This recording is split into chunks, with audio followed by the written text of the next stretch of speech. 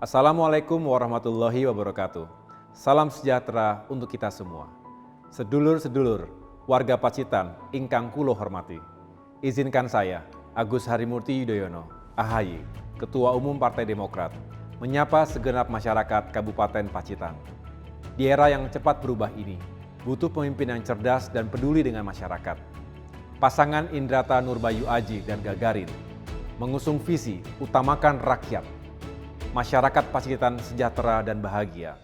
Oleh karena itu, dengan rendah hati, dalam Pilkada 2020 ini, saya mengajak segenap masyarakat Pacitan, pilih nomor 1, Indrata Nurbayu Aji dan Gagarin sebagai Bupati dan Wakil Bupati untuk Pacitan yang sejahtera dan bahagia. Matur sembah nuwun. Wassalamualaikum warahmatullahi wabarakatuh.